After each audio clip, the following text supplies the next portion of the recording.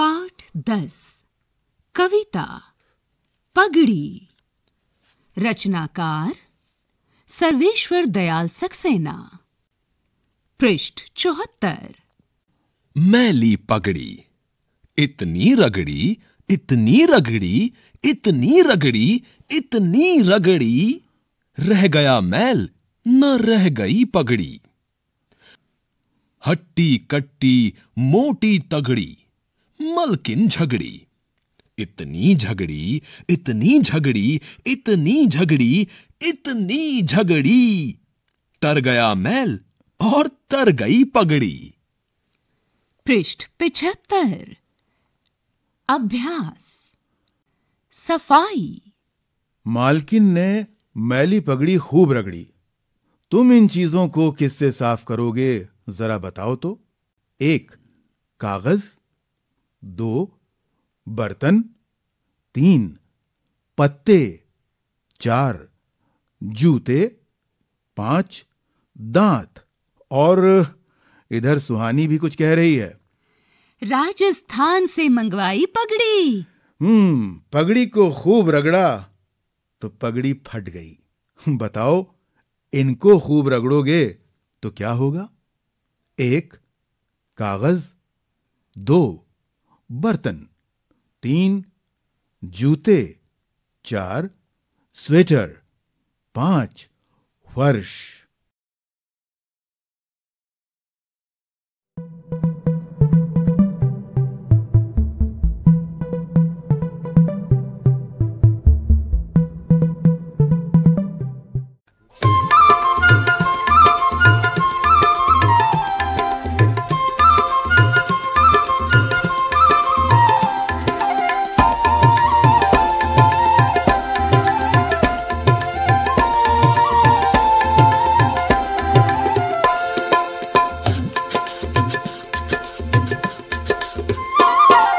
मैली पगड़ी इतनी ही रगड़ी, मैली पगड़ी इतनी रगड़ी, इतनी रगड़ी, इतनी रगड़ी, इतनी रगड़ी, इतनी रगड़ी, इतनी रगड़ी, इतनी रगड़ी, रह गया मैल ना रह गई पगड़ी।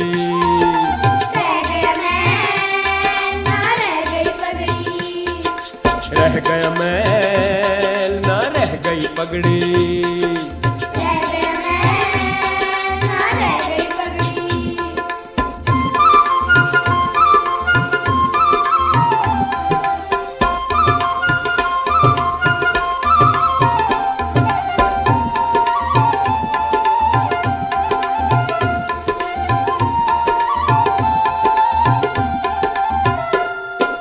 हट्टी कट्टी मोटी तगड़ी,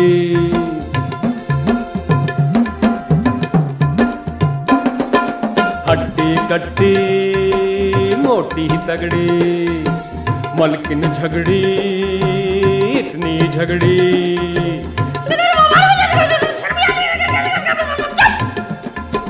इतनी झगड़ी, इतनी झगड़ी, इतनी झगड़ी,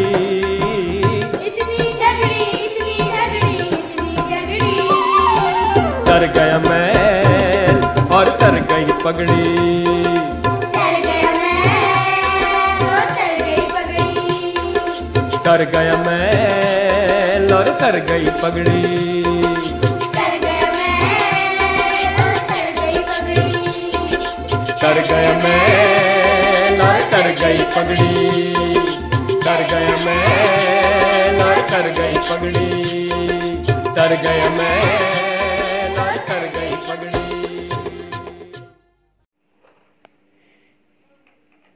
तो बच्चों, आपने अभी देखी पगड़ी। आशा करती हूँ आपको ये कविता अच्छे से समझ में आई होगी। और पगड़ी, पगड़ी का मतलब पता है बच्चों आपको? पगड़ी जो सर पे बांधी जाती है।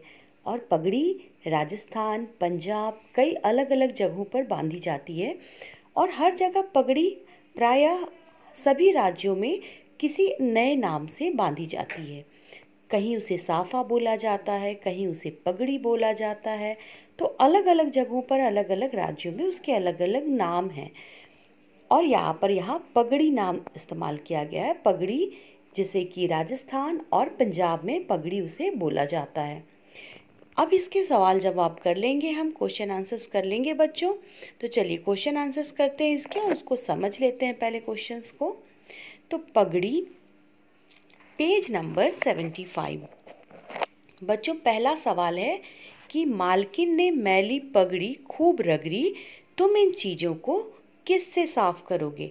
तो बच्चों यहाँ सवाल ये है कि मालकिन ने मैली पगड़ी को खूब रगड़ी और आप इन चीज़ों को कैसे साफ करोगे, जैसे कि कागज़ को आप कैसे साफ करोगे, बर्तन को कैसे साफ करोगे, पत्ते अगर गंदे हैं तो इन्हें कैसे साफ करोगे, जूते गंदे हैं तो कैसे साफ करेंगे, और दांत, इन्हें भी आप कैसे साफ करोगे। तो चलो जवाब देखते हैं। आगे हमारा अगला सवाल है कि पगड़ी को खूब रगड़ा तो पगड़ी फट गई, बताओ इनको खूब रगड़ोगे तो क्या होगा।